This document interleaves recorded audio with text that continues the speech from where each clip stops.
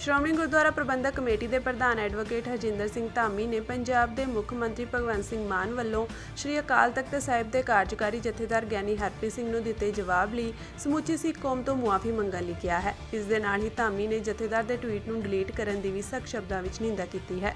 ਧਾਮੀ ਨੇ ਕਿਹਾ ਕਿ ਮੁੱਖ ਮੰਤਰੀ ਭਗਵੰਤ ਸਿੰਘ ਮਾਨ ਆਪਣੀ ਮਰਿਆਦਾ ਵਿੱਚ ਰਹਿਣ। ਕੱਲ੍ਹ ਮੁੱਖ ਮੰਤਰੀ ਮਾਨ ਨੇ ਜਿਵੇਂ ਸ਼੍ਰੀ ਅਕਾਲ ਤਖਤ ਸਾਹਿਬ ਦੇ ਜਥੇਦਾਰ ਨੂੰ ਤੰਜ ਭਰਿਆ ਟਵੀਟ ਕਰਕੇ ਜਵਾਬ ਦਿੱਤਾ ਹੈ, ਉਹ ਮਰਿਆਦਾ ਦੀ ਬਹੁਤ ਵੱਡੀ ਉਲੰਘਣਾ ਕੀਤੀ ਗਈ ਹੈ, ਕਿਉਂਕਿ ਆਮ ਤਖਤ 5 ਸਾਲ ਬਾਅਦ ਬਦਲ ਜਾਂਦੇ ਹਨ।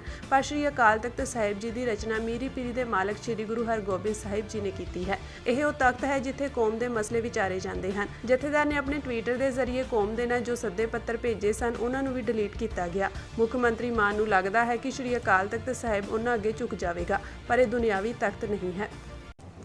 ਤੇ ਧਰਮ ਪ੍ਰਚਾਰ ਕਮੇਟੀ ਇਹਦੇ ਤੇ ਸਾਰਾ ਮਸ਼ਵਰਾ ਕਰਨ ਤੋਂ ਬਾਅਦ ਭਗਵੰਤ ਮਾਨ ਸੀਐਮ ਸਾਹਿਬ ਨੂੰ ਇਹ ਅਹਿਸਾਸ ਕਰਵਾਉਣਾ ਚਾਹੁੰਦੀ ਆ ਕਿ ਆਪਣੀ ਮਰਿਆਦਾ ਦੇ ਵਿੱਚ ਰਹੋ।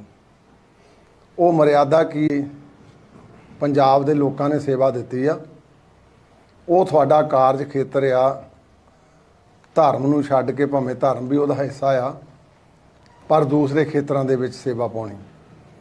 ਪਰ ਜਿਹੜਾ ਤੁਸੀਂ ਕੱਲ੍ਹ ਇਹ ਇੱਕ ਬੜਾ ਵੱਡਾ ਯਤਨ ਕੀਤਾ ਸ਼੍ਰੀ ਅਕਾਲ ਤਖਤ ਸਾਹਿਬ ਦੇ ਜਥੇਦਾਰ ਨੂੰ ਇੱਕ ਟਾਂਚ ਦੇ ਰੂਪ ਦੇ ਵਿੱਚ ਇਹ ਜਿਹੜਾ ਟਵੀਟ ਤੁਸੀਂ ਪਾਇਆ, ਇਹ ਬਹੁਤ ਵੱਡੀ ਤੁਸੀਂ ਮਰਿਆਦਾ ਦੀ ਉਲੰਘਣਾ ਕੀਤੀ ਆ। ਕਿਉਂਕਿ ਆਮ ਤਖਤ ਜਿਹੜੇ ਚਾਹੇ ਸਰਕਾਰਾਂ 5 ਸਾਲ ਬਾਅਦ ਬਦਲ ਜਾਂਦੀਆਂ, ਸ਼੍ਰੀ ਅਕਾਲ ਤਖਤ ਸਾਹਿਬ ਦੀ ਰਚਨਾ ਕਰਨ ਵਾਲੇ ਮੀਰੀ ਪੀਰੀ ਦੇ ਮਾਲਕ ਸਾਹਿਬ ਸ਼੍ਰੀ ਗੁਰੂ ਹਰਗੋਬਿੰਦ ਸਾਹਿਬ ਪਾਤਸ਼ਾਹ ਜੀ ਨੇ ਜ਼ਿਆਦਾ ਇਸ ਤਖਤ ਦੇ ਉੱਤੇ ਮੀਰੀ ਤੇ ਪੀਰੀ ਦਾ ਸਿਧਾਂਤ ਚਲਾਇਆ। ਇਸ ਸਿਧਾਂਤ ਨੂੰ ਬਰਕਰਾਰ ਰੱਖਣ ਲਈ ਸਮੇਂ ਅਨੁਸਾਰ ਜਥੇਦਾਰ ਸਾਹਿਬਾਨ ਉਹਨਾਂ ਦੀ ਅਗਵਾਈ ਕਰਦੇ ਰਹੇ ਤੇ ਕਈ ਸ਼ਹੀਦੀਆਂ ਵੀ ਪਾ ਗਏ। ਤੇ ਇਹ ਉਹ ਤਖਤ ਆ ਜਿੱਥੇ ਕੌਮ ਦੀ ਕੋਈ ਦੁੱਖ ਦੀ ਰਗ ਜਾਂ ਕੌਮੀ ਮਸਲਾ ਆਵੇ ਤਾਂ ਉਹਨੂੰ ਡਿਸਕਸ ਕੀਤਾ ਜਾਂਦਾ। ਸਿੰਘ ਸਾਹਿਬ ਨੇ ਉਹ ਇੱਕ ਮੀਟਿੰਗ ਸੱਦੀ ਸੀ, ਜਿਹੜੇ ਸੱਦੇ ਪੱਤਰ ਭੇਜੇ ਉਹ ਉਹਨਾਂ ਨੇ ਆਪਣੇ ਟਵਿੱਟਰ ਅਕਾਊਂਟ ਦੇ ਵਿੱਚੋਂ ਸੱਦੇ ਪੱਤਰ ਭੇਜੇ। ਪਰ ਮੈਂ ਕਹਿੰਦਾ ਲਾਹਨਤ ਆ ਕਿ ਉਹ ਟਵਿੱਟਰ ਵੀ ਜਿਹੜਾ ਉਹਨਾਂ ਦਾ ਅੱਜ ਬੰਦ ਕਰ ਦਿੱਤਾ ਗਿਆ।